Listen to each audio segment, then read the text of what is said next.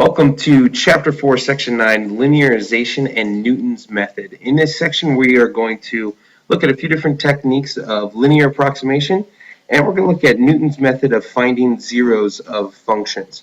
So before we get into it, let's look back at writing tangent lines and the equations for tangent lines for a given curve. So let's say we have a function y equals x squared.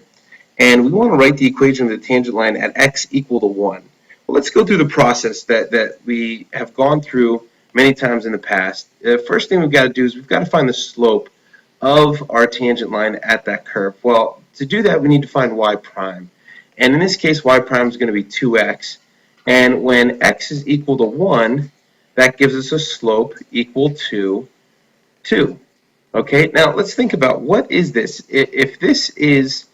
If instead of y equals x squared, if we say this is f of x is equal to x squared, well, really, we're evaluating f prime of 1. We're taking this value, our x value, that we're trying to find the tangent line, and we're plugging it into our first derivative function to find the slope. All right? And so in order to write an equation, we need a point, the point at which that the function is defined at x equal to 1.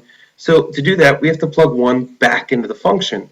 Well, f of 1 is simply equal to 1. So we have our point where y equals 1, x equals 1, and our slope is equal to 2.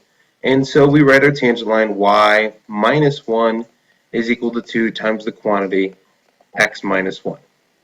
Okay, a process that we've done many times before. And we're going to use that same process to give us a linear approximation. So let's say we just have an arbitrary function of f of x, and we want to write the equation of the tangent line at the point where x is equal to some arbitrary constant a. And using yx, f of a, and f prime of a, we want to write an equation for the tangent line. Well, we're going to do the same process. We know that the slope is just going to equal f prime evaluated at a. Our y value is going to equal f of a, and our x value is just going to equal a. And this is our x value and y value of our given point. So if we use our point slope form and say y minus f of a equals f prime of a times the quantity x minus a. All right, well, this gives us a linear approximation. And actually, if we rewrite this just slightly and move this f of a over to the other side of the equation, and we call our y our new function L, this is the linearization of any given function. And so we say that the linearization of a function is just simply equal to a function evaluated at a point plus the derivative of the function evaluated at that point times the quantity of x minus that x value, that point a. So what this tells us is that any given function f of x is approximately equal to L of x when we're close to a, whatever a may be. Okay, and you might ask, why do we use this? What's the point of this? Well, the reason we have something like this is it can take a more complicated function like a higher order polynomial or a function that has a lot of trig functions or complicated functions within it, and we can simplify it into a linear function and use this linear function as an approximation within a small range of x values. Let's look at an example here. Let's use the linearization of y equals cosine x at x equal to pi over 2 to approximate what is cosine of 1.75. So we're going to use the fact that the linearization L of x is going to equal f of a plus f prime of a times the quantity x minus a. Now, in order to do this, we need to know, well, what is f prime? Well, if f of x is cosine of x, then f prime is simply negative sine of x. And so, but we don't want to just know what our f prime function is. We want to evaluate it at our value of pi over 2. So we're going to evaluate our function at pi over 2 and our derivative at pi over 2. and plug this in. So our linear approximation is going to be f of a. So what is cosine of pi over 2? Cosine of pi over 2 is 0. And then we want to add f prime of pi over 2. So that's a negative sine of pi over 2, which gives us a negative 1 times the quantity x minus pi over 2. So really what this says is our linear approximation is just pi over 2 minus x. So what is this telling us? This is telling us at x values close to pi over 2, so some that are a little above pi over 2 and some that are a little below pi over 2, our function cosine of x acts like the function pi over 2 minus x. So we're going to use this to approximate, well, what is cosine of 1.75? So we can find what is 1.75 plugged into our function L, and that's pi over 2 minus 1.75, which is equal to approximately a negative 0.179.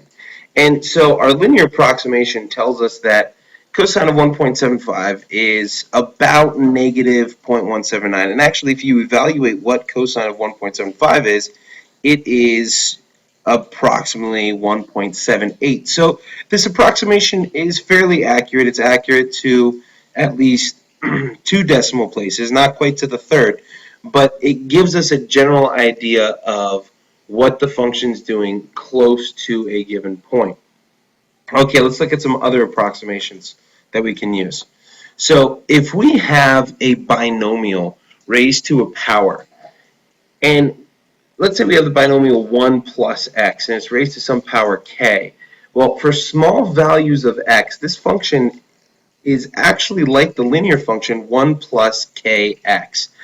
So this helps us to simplify higher order polynomials without having to expand the binomials raised to a power, and we can say it acts like 1 plus kx. And this only works for small values of x. And so you might ask, well, how small? What does small mean? Well, we're talking about values that are less than 1. Okay, so if we have small fractions between 0 and 1, then this approximation will work. Now, you might think that that is a very limited domain. Well, at times, depending on the function, that may be the only domain that we need or the only domain we're concerned with, and so this approximation can be useful. Okay, so let's look at a couple examples. Let's say we have the cube root of 1 minus x. Well, we can rewrite this as 1 minus x raised to the power of 1/3. And so for very small values of x, values between 0 and 1, this is approximately 1 minus 1/3 x. And so that's an easier function to work with, an easier function to even differentiate and plug numbers into. Okay, let's look at another one. So if we have the function 1 over the quantity 1 minus x, this is approximately 1 plus x, because really this is 1 minus x raised to the negative first power, and so that becomes a coefficient of x, and so it's approximately 1 plus x. Now, what I want you to do is I want you to pause the video and try C and D here, and come up with a linear approximation for these two functions. So pause the video real quick, write them down, and then when you press play, I'll have the answers up here for you. So for part C, the linear approximation, since this is really 1 plus 5x to the fourth, that quantity raised to the 1/2, that 1/2 comes down and is an extra coefficient of x. So this is 1 plus 5/2 x to the fourth. Now you might ask, well, this is not a linear approximation, which you're correct, it's not linear, but it is still an approximation of how this is going to act for small values of x. And the last one here, if we have 1 over the square root of the quantity 1 minus x squared, well, that's just like 1 minus x squared raised to the negative 1/2, and so that becomes 1 plus 1/2 x squared. Okay, so let's talk about Newton's method.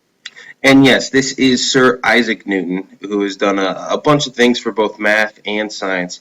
And he was thinking that, well, this linear approximation thing, could be used to help find zeros of a function. Now, this function that's graphed here, you can clearly see that it crosses the x-axis at -1 and 1. But let's say it crossed at a number that was a little tougher to identify and one that we can't solve for analytically, and we want to figure out where exactly it crosses. It's some irrational number that is tough to determine with our certain techniques. For instance, we know linear functions, we can solve easily. Quadratic functions, we can solve easily using the quadratic formula.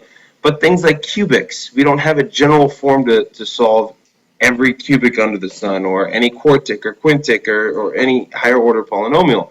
So Newton came up with this method. He thought, well, if I pick a point, any x value, and I draw a tangent line to the curve at that x value, that tangent line is going to cross the x-axis eventually. And so that's going to give me a guess, an idea of where my function might cross. Now, it's not going to be where the function crossed. It's going to be an approximation, but it can give an idea. So then if you use that number and plug it back into the function and draw another tangent line and find where that crosses, well, that's going to give you another idea, another x value that's even closer to the zero. And if you repeat this process enough, you're eventually going to come to the zero. And so Newton has this formula here saying that x of n plus 1, so meaning like the second guess or third guess, fourth guess, whatever it may be, is equal to xn minus the function evaluated at xn divided by the derivative evaluated at xn. Okay, so for instance, to find the second guess, to find the second guess, you would have to take your first guess and plug it into the function, plug it into the derivative, find the ratio, subtract it from the first guess, and that will give you the second guess that you can plug back into this. Okay, now to do this by hand, it gets very cumbersome and it's a lot of calculation. So we're going to use the calculator to help do this for us. So let's take a look at an example. If we have x cubed plus 3x plus 1 and it's equal to 0, this is there's not a nice solution to this equation. All right, in fact, we can't factor it. We can't use any quadratic formula type thing because it's a cubic and it's not in a nice form that we can just solve this function. So we're going to use Newton's method to do this. So in order to do that, we need to know the function, which our function is just simply x cubed plus 3x plus 1, and our derivative of the function. F prime is equal to 3x squared plus 3. All right, so Newton's method says that for any guess we make, say we pick some x value, and then we're going to subtract the function evaluated at that x value divided by the derivative of that function evaluated at that x value, and that's going to give us a closer guess to the zero. And if we keep doing this and keep plugging it in, we're going to eventually find the zero. So I'm going to show you how to do this on your calculator. So if you have a calculator, pull it out, and we're going to plug in these two functions that we have here into our y functions in the calculator. So if you turn your calculator on and go to the y equals, you'll be able to plug in functions. And y1 needs to be your original function, x cubed plus 3x plus 1. And y2 is going to be your derivative function, which in this case is 3x squared plus 3. So plug those into y2 and y1. If you need to pause the video to make sure you get those in, go ahead and do so. Then once you have those two plugged in, go back to the home screen. And remember, you can do that by hitting second and then quit, the button right next to the second button. And that takes us to the home screen. Now, we have to use this function called store, which is the STO button right above the on button down in the bottom left-hand corner. And what that does is it stores a value into a given variable. So we're just going to take a guess and say that we want to pick a number where we think that it's going to be a solution to this equation. So let's just pick 1. right? We could pick 1, we could pick 10, we could pick 18. Doesn't matter what we want to pick. We could pick 0.3 if we want. Doesn't matter. Okay, and we're going to store that into X. Now, where did this arrow come from? That's right above the on button, the STO with the arrow. So we're telling the calculator that whenever we use X, we want it to equal a value of 1. So hit enter, and the calculator just confirms that yes, 1 is equal to 1, and that's what X is equal to. Okay, and you can always hit X and hit enter to see that, all right, the calculator's seen X is equal to 1. Now, what we want to do is we want to type in Newton's method here. Okay, we want to type in X minus y1 divided by y2 because y1 is our function, y2 is our derivative function. Now, how do we get the y1 and y2 on our calculator? We want to hit this variable button, the VARS. It's right next to the clear button. If we hit that and then go over 1 to the y variables, and the first option is function, click on that, we can select y1. And then we want to divide by, hit the variable button again, go over 1 menu, select the first option, divide by y2. Why are we doing that? Because y1 is our original function, y2 is our derivative function. Now this is what you do for a TI-83 and a TI-84. If you have a TI-89, you're going to do this similarly, but you're going to have to manually type in y1 parentheses x divided by y1 parentheses, or excuse me, divided by y2 parentheses x. You'll have to manually type in all of that in order for this to come out the way you want. Now, what we want the calculator to do is once it does this, once it takes the ratio of the function and the derivative function at x equal to 1, and we subtract it from 1, we want to store that new answer back into x. So we hit the store button and hit x. And so when we hit enter, it gives us a value of 1/6 or 0.16 repeating. Okay, and if we were to do this by hand, we would get that same value.